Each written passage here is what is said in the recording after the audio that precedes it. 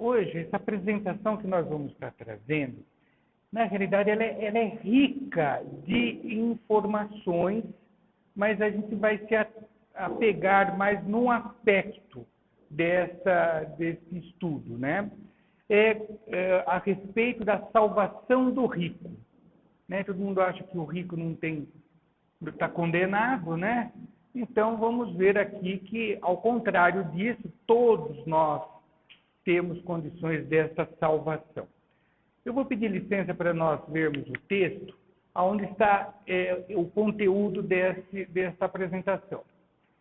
Está no Evangelho de Mateus, no capítulo 19, versículos 16 a 24, e diz o seguinte: Eis que, chegando-se a ele, um lhe disse: Bom mestre, que obras boas devo eu fazer para alcançar a vida eterna?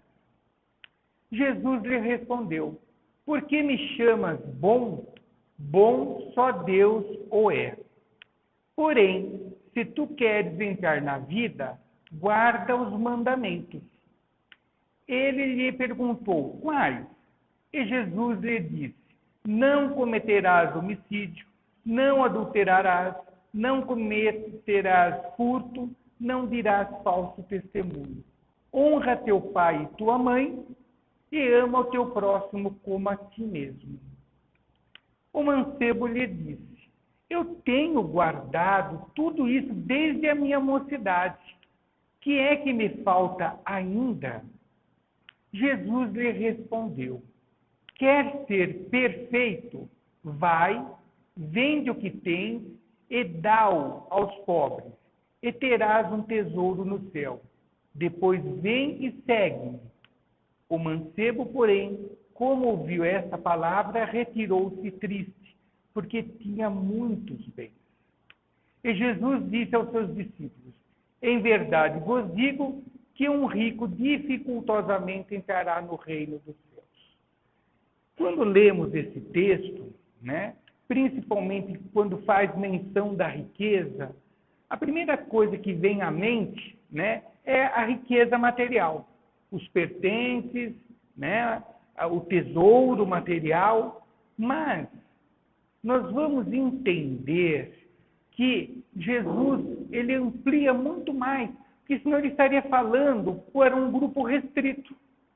Que segundo as pesquisas econômicas, quem detém a riqueza é 1% da população. 1%. E 99% não são ricos. Então, Jesus não estaria falando para 1% da população. Ele sempre falou para 100% da população. E é nisso que a gente vai tentar trazer esse raciocínio.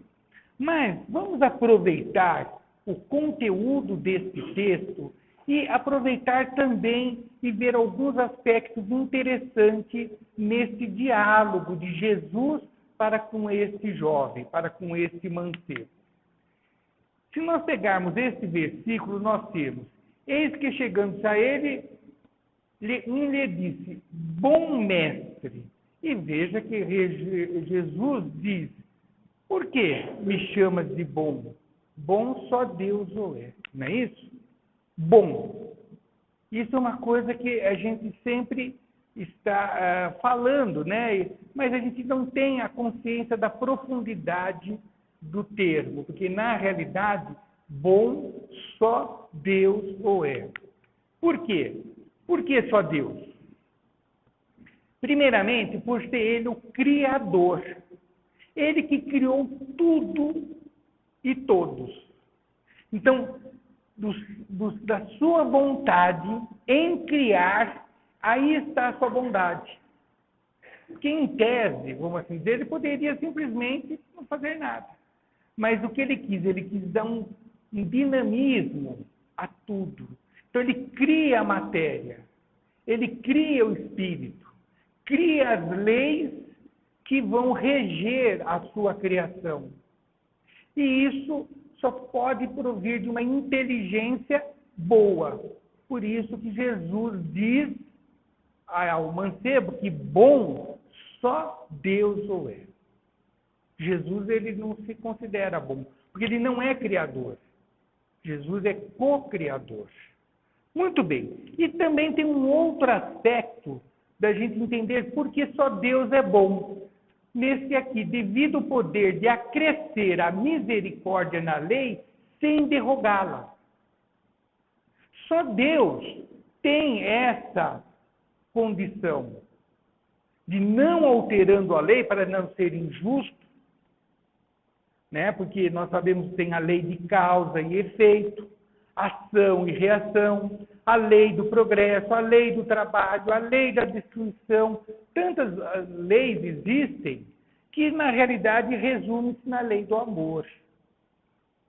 E somente Deus tem a capacidade de trazer a misericórdia para com a sua criatura. Entende? Por quê? Porque quando nós queremos fazer a misericórdia, a gente tropeça em equívocos, mais erramos do que acertamos. Por quê? Porque nós não sabemos o passado daquela pessoa ou daquela situação, não sabemos o futuro do que vai ocorrer diante daquela situação. Agora, Deus, sim, tem, como Ele é onisciente, então Ele tem capacidade de minimizar a dor, minimizar o ensino, sem que soframos intensamente. Por isso que Jesus, sabiamente, diz àquele mancebo que apenas Deus deve ter o adjetivo de bom. Mas veja que interessante, que aquele mancebo, ele era uma pessoa, aquele jovem, ele era uma pessoa instruída. Ele mesmo fala logo mais no texto. Ele cumpria as obrigações impostas pela igreja da qual ele pertencia. Ele pagava o jejum, pagava o dízimo, fazia jejum, fazia as orações estabelecidas nas diferentes horas do dia, estudava, conhecia as escrituras. Percebe? Então, mas algo lhe angustiava. Apesar de ele seguir todos esses preceitos, ainda lhe faltava algo. Ele não era feliz. Ele não estava se sentindo realizado. E ele sabia que não bastava conhecimento, mas sim obras. Por isso que ele diz: mestre, que obras boas devo eu fazer? Então, diferente de pretensões, execução de um propósito. Veja a maturidade desse jovem. Ele não queria saber o que eu preciso fazer. Eu preciso jurar, eu preciso confessar, o que eu preciso? Não, ele vai direto ao que devemos todos nós fazermos. Obras, trabalho. Percebe? Muito bem. E ele entendia para alcançar a vida eterna. Ora, ele estava vivo, não é? Mas ele entendia que essa existência física, ela tem um propósito. Propósito de conquistarmos a vida eterna. Ou seja, viver de forma harmoniosa com a lei. É isso que porque nós estamos existindo no plano físico. Para buscar o conhecimento das leis. Para aplicar a lei. Porque, caso contrário, nós vamos cair em erros, por que erramos? Fruto da ignorância. Quando nós desconhecemos as leis divinas, então a gente erra. Por isso que Deus não vai nos punir eternamente por um erro. Porque Ele entende que foi um erro cuja origem, a causa foi a ignorância. Então, o que Deus promove em nossa vida? oportunidades para conhecermos a verdade, para conhecermos a lei. E em praticando, nós estaremos dentro do curso natural da evolução. Percebe? Então, ele, por muito conhecer as Escrituras, entendia também que ele fazia tudo com a pretensão de estar vivendo em harmonia com a lei, mas ele não se sentia assim, porque ele estava angustiado. Algo lhe faltava para completar a sua felicidade. Certo? Muito bem. Aí, diz, porém, se tu queres entrar na vida, guarda os mandamentos. Guarda os mandamentos. E aquele jovem conhecia os mandamentos. Só que os mandamentos que estavam na Escritura, que estava no Velho Testamento, mas ele entendia que faltava algo mais. Tanto faltava que Jesus veio justamente para poder explicitar a lei, né? Então, guardar os mandamentos, que Jesus está dizendo, é ter conhecimento dos mandamentos. Isso ele conhecia, né? Aplicá-los como processo de construção de um ser. Ou seja, os 10 mandamentos que Moisés trouxe à humanidade são processos de crescimento espiritual. E essas leis são comuns a toda a criação do Senhor. Toda a criação tem que estar pautada nessa lei, porque é ela que mantém a harmonia, o equilíbrio, né? Que promove o equilíbrio e a harmonia das coisas. Tanto no aspecto espiritual, que são as leis morais, como na parte da matéria, que são as leis que hoje a ciência vem descobrindo, né? Através da física, da química, da biologia. São leis que nós vamos conhecendo. Pois bem, e Jesus lhe disse quais eram os mandamentos, mas ele já conhecia. Como nós conhecemos, mas às vezes nós não refletimos sobre os mandamentos. E é isso que Jesus estava mostrando àquele jovem, que às vezes ele lia, sabia decorado, mas não tinha entendido, compreendido as leis. E então diz: não cometerás homicídio, não adulterarás, não cometerás furto, não dirás falso testemunho. Uma série de não é isso? A primeira parte dos 10 mandamentos é uma série de não faça certas coisas. Por quê? No intuito de controlar os nossos instintos, a nossa ação animalizada. Quando Moisés vem trazer, né, os 10 mandamentos, a primeira revelação ela tem como objetivo a justiça. Tira o homem da selvageria, da barbárie, para trazer para o homem civilizado. Então, a primeira parte dos 10 mandamentos é: não faça isso, não faça aquilo. Todas ações animalizadas, que são realizadas pelo instinto nosso. E o instinto é o que domina os animais. Os animais sobrevivem pelo instinto de conservação, de procriação, entre outros instintos. Olha que bonito. Então, os 10 mandamentos, a primeira parte dele é uma série de nãos.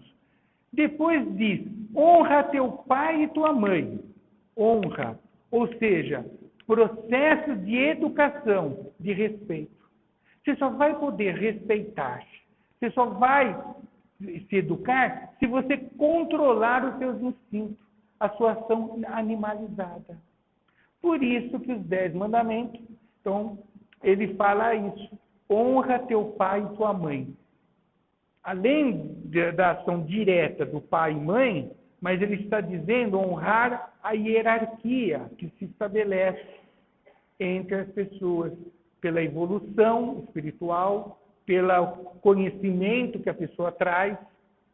Quando a pessoa não obedece essa hierarquia, existe o caos.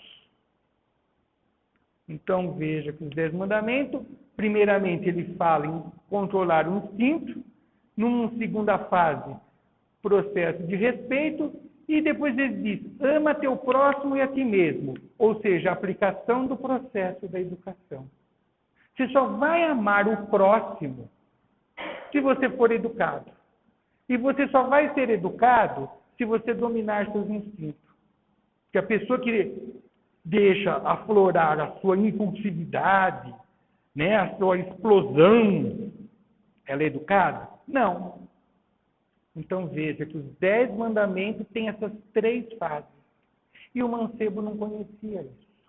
Ele conhecia os 10 mandamentos. Ele sabia de cor todos eles.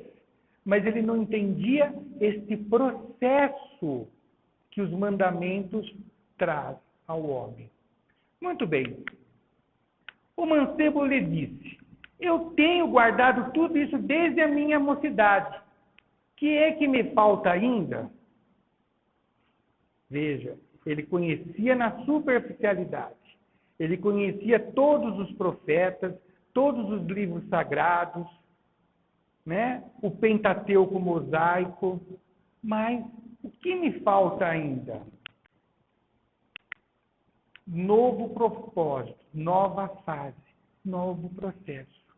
Ele conhecia, né? Ele sabia de cor, mas ainda ele não havia compreendido na sua essência e não exercitava como forma do seu cotidiano. E vamos ver como que deve ser isso. Jesus lhe respondeu, quer ser perfeito? Ora, perfeito, segundo o livro dos Espíritos, são espíritos da primeira ordem, espíritos puros.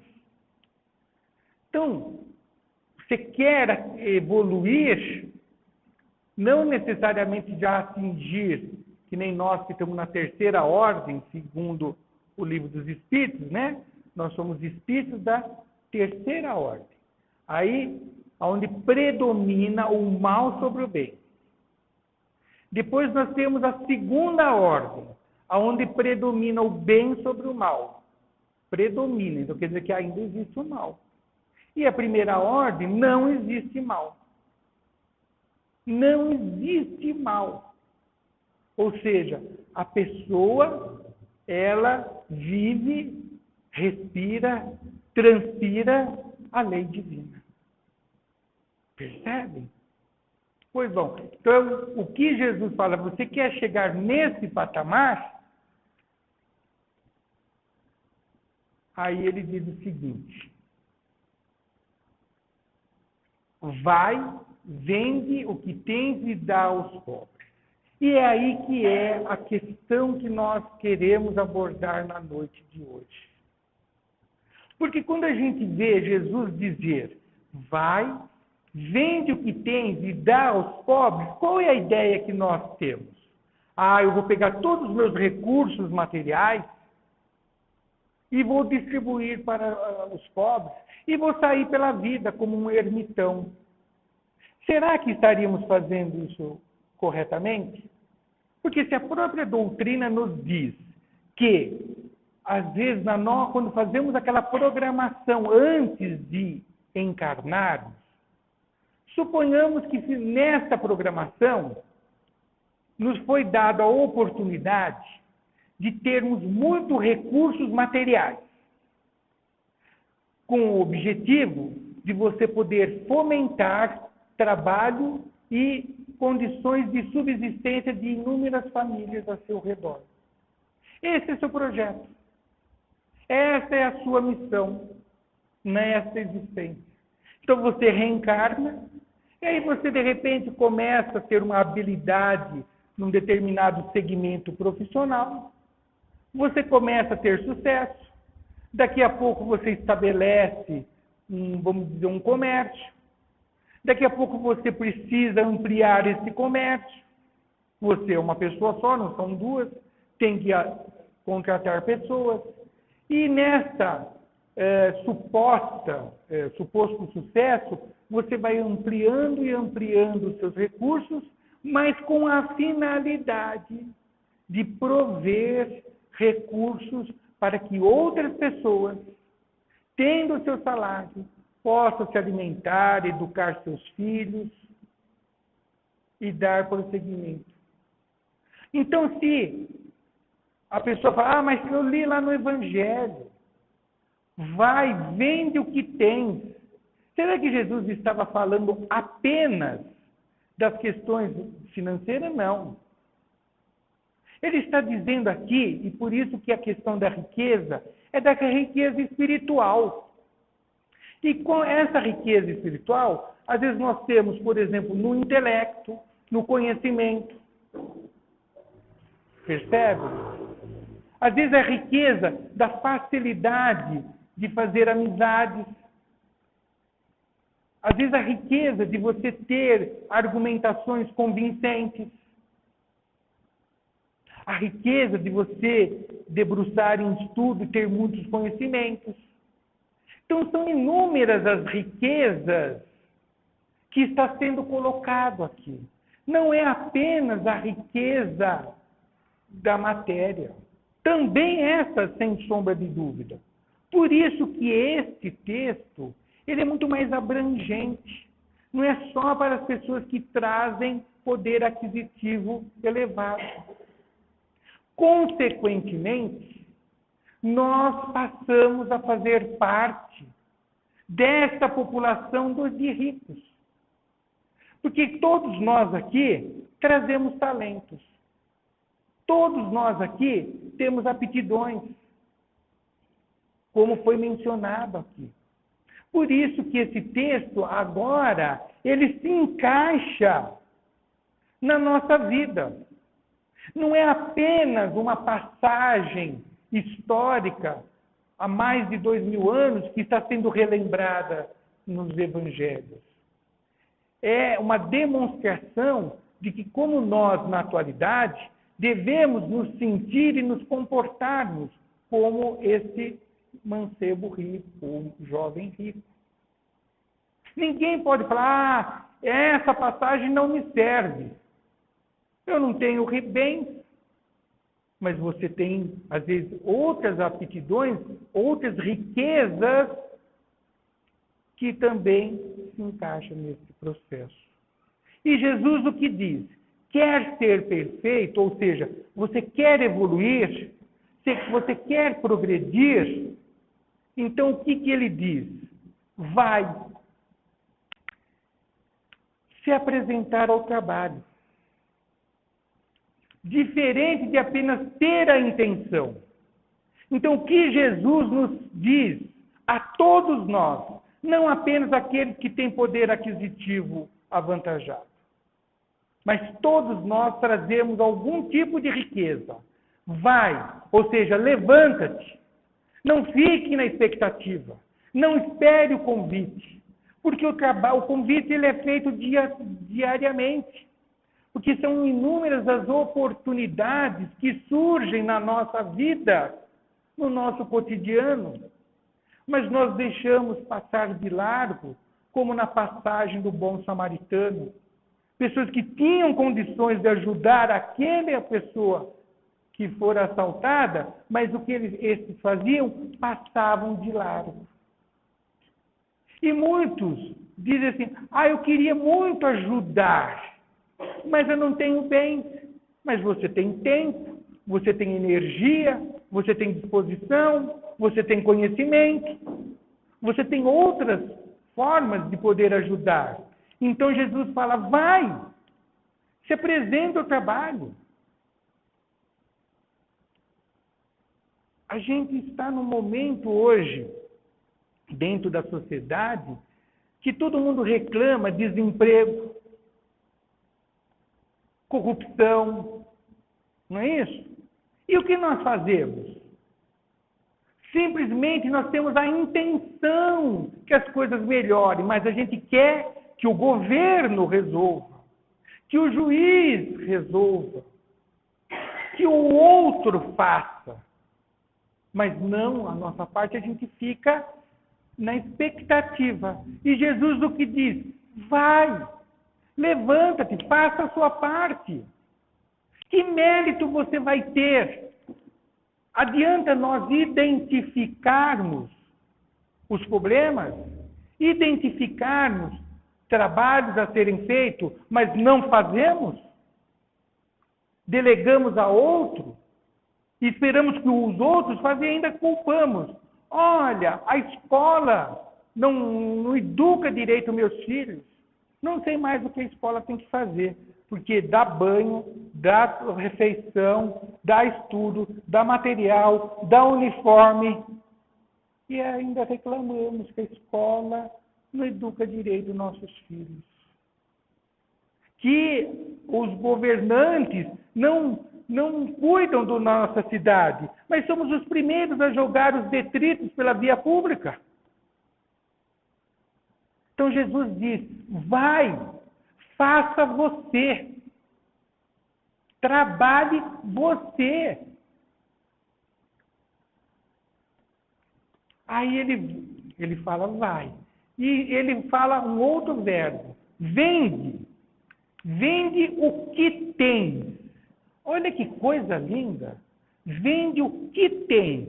Ele não falou assim, vende a sua casa, vende a sua vinha, vende os seus animais, camelos.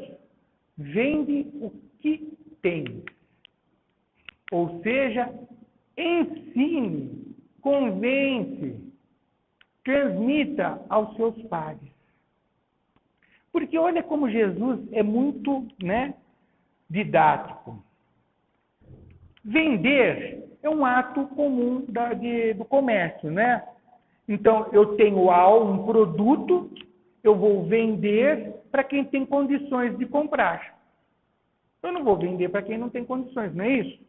Então, é uma troca. Não é uma troca? Eu te dou um produto, você me dá o valor que eu estipulei a esse produto. Ou seja, entre os pares. Então, Jesus diz, vende o que tem. Ou seja, ensine, convencer, transmitir àqueles que têm condições de se entender.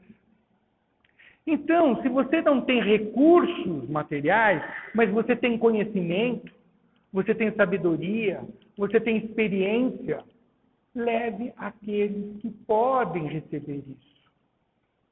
Percebem? Aonde Jesus... E por isso que ele fala, o que tens? Como nós falamos aqui, todos nós aqui trazemos riquezas, valores. Então, eu devo compartilhar. Quantas pessoas, por exemplo, descobrem um invento? Eu vou esconder porque isso aqui eu tenho que fazer uma patente para eu ter lucro. Jesus não fala nisso. Você inventou alguma coisa que é útil para você e para o próximo? Compartilhe. Você tem um conhecimento? Mas só eu sei o segredo da resolução desse problema.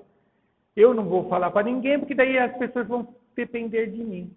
E aí, como só eu sei o resultado, então as pessoas estarão na minha mão. Não é? Então Jesus diz, se você quer ser cristão, se você quer ser feliz, porque ele estava angustiado. Então você tem que ter esse comportamento para com quem possa compartilhar, quem possa trocar informação.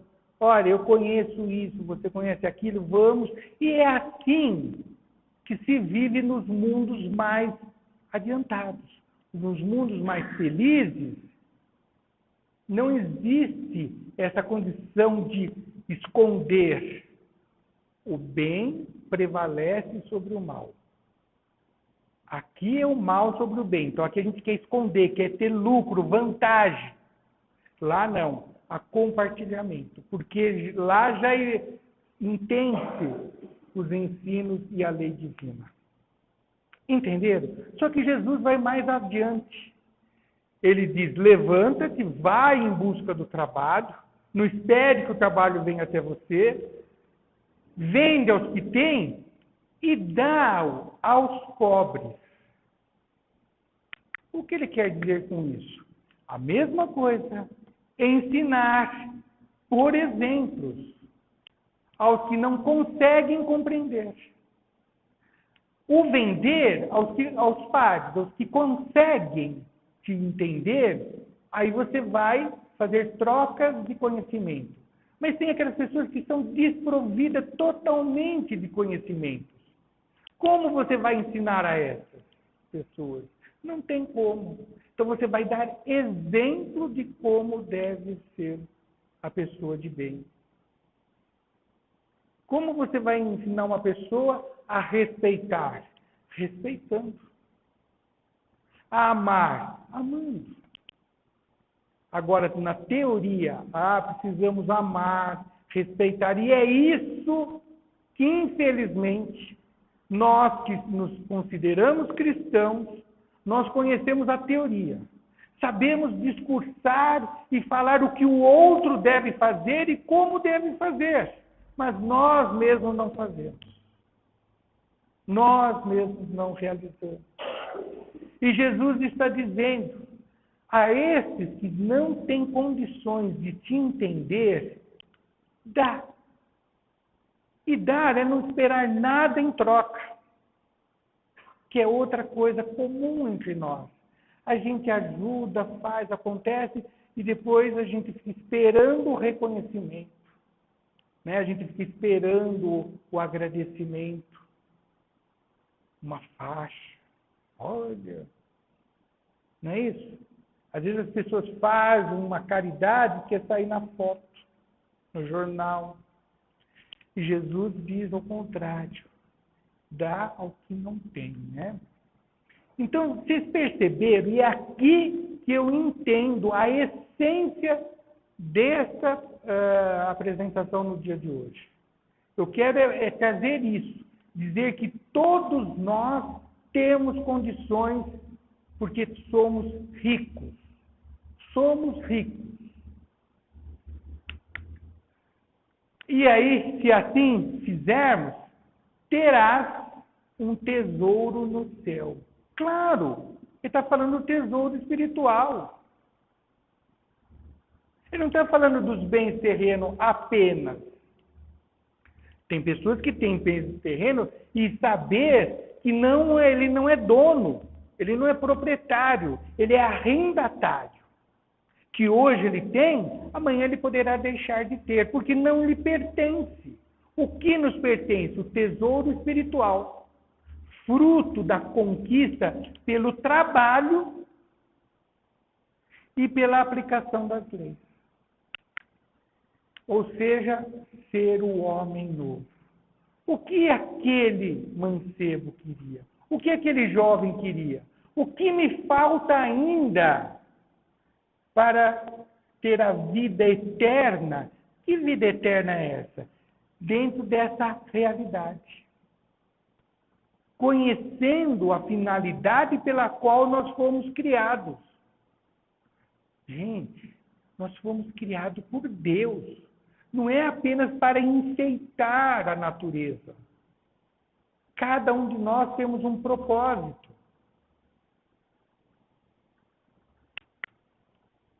E aí, vem e segue-me. Passará a ser tarefeiro de Deus.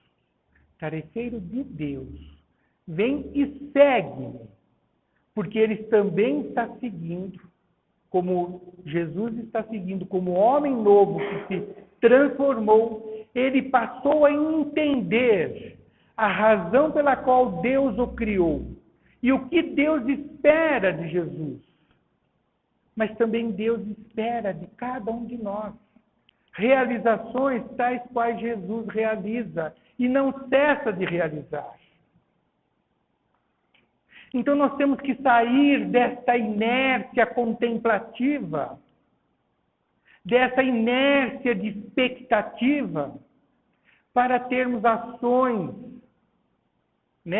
definidas na busca e construção do homem novo diante de nós. Aí, veja só. O mancebo, porém, como ouviu essas palavras, retirou-se, triste porque tinha muitos bens. Porque ele não queria desfazer dos seus pertences, para não assumir a convocação, não assumir o trabalho. Ele achava, como nós achamos, se eu leio a Bíblia, se eu leio o Evangelho, se eu vou na missa, eu vou no culto, eu vou na palestra, eu tomo passe, eu dou passe, eu sou médium, dou passividade. Pronto, já cumpri a minha obrigação. Não. Isso você não fez nada mais do que adquirir tesouro espiritual. Agora você tem que compartilhar. Tudo isso que vocês fazem, nós fazemos, é para adquirir tesouro. Eu vou à missa, eu vou ao culto, para ganhar conhecimento. Eu tomo passe para me energizar. Para quê? Para depois chegar agora em casa, deitar e dormir? E amanhã a vida continua do mesmo jeito? Será que é isso que nós vamos tomar passe daqui a pouco, para esse fim? Ou é para energizar o nosso espírito e ter bom ânimo de trabalhar na ajuda, na elucidação, levar conhecimento aos que não têm conhecimento. Aos que têm, vamos trocar informações. Aos que não têm, vamos ensiná-los pelo nosso exemplo. Mas, o que nós fazemos? Vamos ao culto, vamos à missa, tomamos o passe, usamos a água benta para nos dar segurança, para achar que nós estamos cumprindo com a nossa parte espiritual. Mas nós nada fazemos se uma pessoa ao nosso lado necessita de ajuda. Nós passamos de largo, como na parábola do bom samaritano. Por isso que esse homem retirou-se. Ele entendeu a proposta do mestre. Mas então tem que trabalhar? Então, tinha muitos bens. Não dar o devido destino aos bens adquiridos. E é aí que todos nós podemos nos incluir nisso. Como que você está usando as aptidões que Deus lhe deu? Como você está utilizando os recursos intelectuais, de comunicação, de sabedoria? Como você está usando? Para proveito próprio? Eu sou um esperto. Eu sou tão inteligente que eu consigo ludibriar, enganar. Eu consigo fazer a pessoa fazer o que eu quero. É isso? Que é uma riqueza que você tem. Mas você está usando para esse fim? As pessoas nem percebem. Eu consegui vender meu peixe. E mal sabe que a pessoa conhece o peixe. Mas fazer o quê? Ela ainda está nessa fase? Deixa ela assim. Então, ele tinha muitos bens. Nós também temos muitos bens. Todos nós temos. Ninguém pode alegar, eu sou pobre de riqueza espiritual. Porque Deus nos dá, ao encarnarmos, talentos. A parábola dos talentos. Claro que cada um terá uma quantia de talento na proporção que saiba administrar. Mas o que Deus espera de nós ao retornarmos à nossa pátria de origem? que tenhamos multiplicado o talento. E não escondido ou usado indevidamente, só para a gente se beneficiar, só para a gente se sentir, realizado. Por isso que o mancebo se retirou. E Jesus disse então aos seus discípulos: em verdade vos digo que um rico dificultosamente entrará no reino dos céus. Ou seja, estamos no plano físico, mas nós não temos esse olhar sistêmico. Nós temos o olhar pessoal. A gente olha para os nossos interesses, para as nossas facilidades, para nos mantermos inertes, passivos, contemplativos, ou apenas para delegar a outros aquilo que cabe a nós fazer. Então, por isso que Jesus diz, não é porque o rico de bens materiais não entrará no reino do céu. Todo aquele que não saiba utilizar da sua riqueza, claro, não vai entrar no reino dos céus, porque o que nós já aprendemos aqui, o que é reino do céu? É estado de espírito. Não é um local geograficamente delimitado. É estado de espírito. Aquele mancebo começa o texto porque ele estava com estado de espírito aflitivo. Ele sabia tudo o que devia fazer, mas não fazia. Então Jesus lhe mostra o que ele tinha que fazer. Quando Jesus lhe ensinou o que fazer, ele se retirou. E assim, muitos de nós agimos. Nós sabemos o que devemos fazer. Nós sabemos da nossa competência. Nós sabemos da nossa capacidade de realização. Mas, quando o trabalho aparece, o que nós fazemos? Como este mancebo. Retira-se. Retira-se. E aí depois nós lamentamos. Ah, mas que existência de sofrimento e dor. Eu fui em tantas palestras, tomei tantos passes, e por que a vida está me mostrando esse sofrimento todo? Porque você sempre esperou. Porque você nunca se levantou. Nunca foi ao encontro do trabalho. E quando o trabalho surgiu, você se retirou.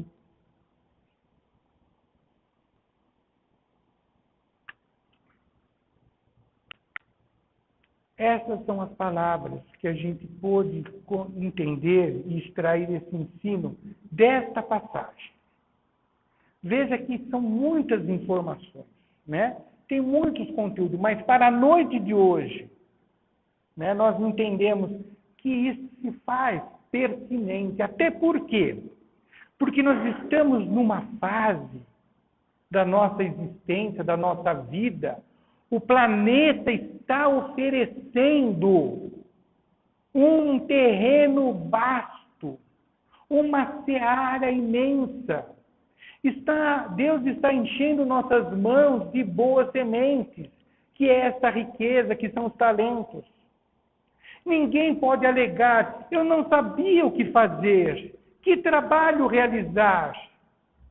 Ora,